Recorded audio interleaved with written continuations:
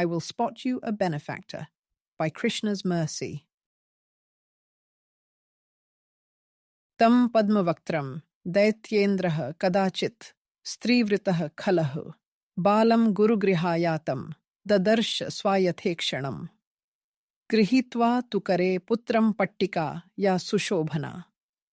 Murdhni chakrankita, patti krishnanamankita darat. Quote, one time, that wicked king of the Daityas saw his son of lotus-like face and beautiful eyes, surrounded by women, having returned from the home of the guru. In his hand, that boy was holding a slate which had the mark of a chakra at the top, and the name of Krishna, written with great adoration. Narasimha Purana, 41, 35, 36. If there is anyone in the universe who would be justified in taking offense, it would be the Supreme Personality of Godhead. He is responsible for the vast expanse. Everything emanates from him. This is one way to identify him, in fact. Just consider the single source, the original spark, or the cause of every cause. The Sanskrit is sarvakarana karanam. He is like the original fire from which countless sparks emanate. The notable distinction is that this fire still burns. No one can pinpoint when the fire started. Never will that fire cease to be. Ek desh sthitasyagnir, jyotsna vistarini yatha, parasya brahmanah shaktis, tathedam akhilam jagat. Quote, everything that is manifested within this cosmic world is but the energy of the Supreme Lord. As fire emanating from one place diffuses its illumination and heat all around, so the Lord, although situated in one place in the spiritual world, manifests his different energies everywhere. Indeed, the whole cosmic creation is composed of different manifestations of his energy. Vishnu Purana, 1:22-52. There is this vast expanse, infinite in both its existence and reach.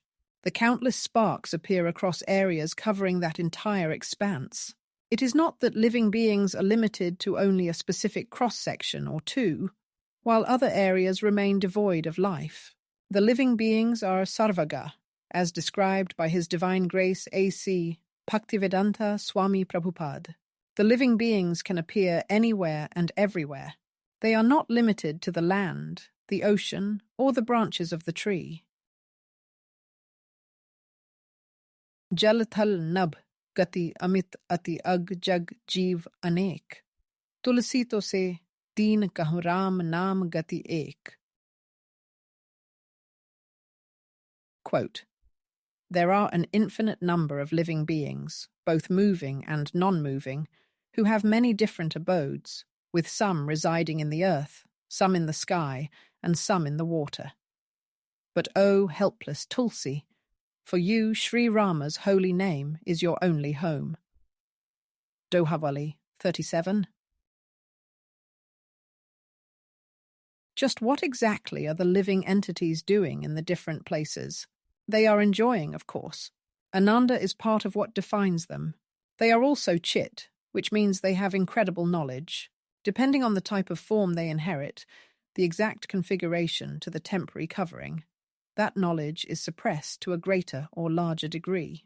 Even within the human species, where the knowledge has almost full potential to be unleashed, there is an uncovering process.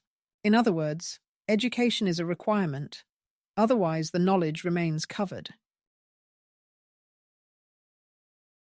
Tadvidhi pranipatena, pariprashnen sevaya, upadekshyanti te jnanam, jnaninas tattva-darshinah.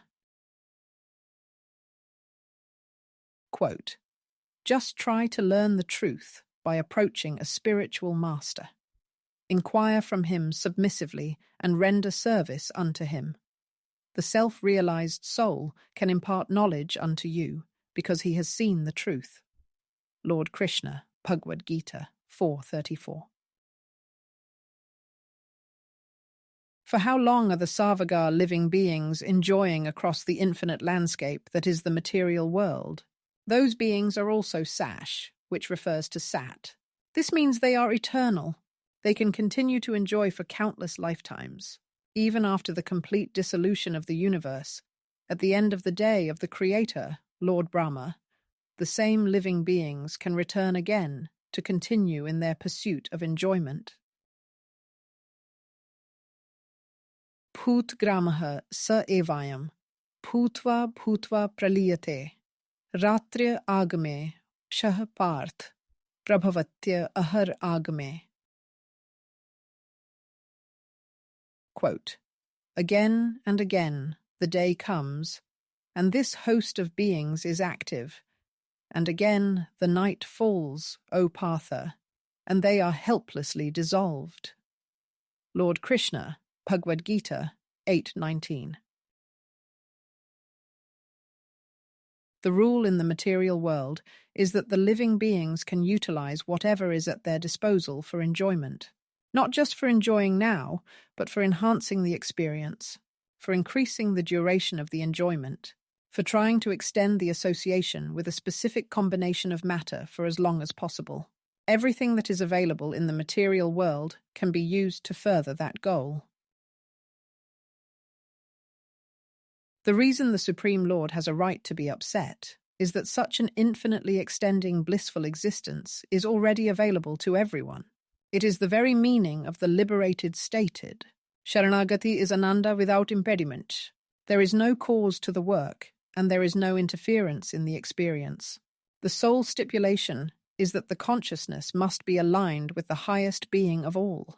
In other words, if we transition our interest to working to please God, we will get everything we were previously pursuing and more. Except for some reason we do not listen. We continue to spin on the wheel of suffering, samsara chakra, due to our false sense of independence. God is so kind that he does not interfere with this independence. If a person wants to become the most feared ruler in the world, God will even help them. In the case of the Daitya leader named Hiranyakashipu, there was the assistance of the great Benefactor. Lord Brahma appeared on the scene to offer boons of protection to that infamous leader. Hiranyakashipu wanted immortality, but when that was not possible, he tried to recreate it through component parts, one boon after another, and Brahma kept agreeing. Hiranyakashipu heard about a Supreme Lord. He knew about Vishnu. He was well aware of what happened previously, when a powerful atheist named Hiranyaksha tried to assert his dominance against a newly emerged boar. Vishnu killed Hiranyaksha in that case, and Hiranyakashipu maintained a grudge ever since. The leader of the Daityas would never admit to the truth, that he was inferior, and that trying to usurp the authority of Vishnu was a fool's errand. Hiranyakashipu had everything going for him. He supposedly tricked Brahma into gifting de facto immortality. The good people in the world were living in fear. How could Dharma thrive when it was well known that the leader of the Daityas would eliminate any exercise of that Dharma? Vishnu spotted that leader a great benefactor, and that leader was still brought down by a child, no less. By a child showing the simplest and purest devotion. It was Hiranyakashipu's own child, in fact. Prahlad held a slate in his hand one time. The sign of the chakra was at the top. The name of Krishna was written in a reverential manner. Just think, that someone who prayed for immortality could be so easily triggered by symbols of devotion drawn innocently by his own son, who was 5 years of age at the time. It was that allegiance to Vishnu which started the wheels in motion for the leader's demise. Hiranyakashipu would go on to cross line after line in inflicting the worst punishment against the son who refused to give up his devotion. The father was so fortunate that Vishnu himself finally appeared, in the amazing vision of a half-man in half-lion, to give visual evidence of the influence of time. The Sarvaga, living entity, might try for the same flawed immortality today, but what is the use? Someone like Prahlad could thrive in any situation. Someone like Hiranyakashipu was always agitated. It is like he knew he was living the wrong way. Prahlad tried to show the right way. Prahlad was telling the truth.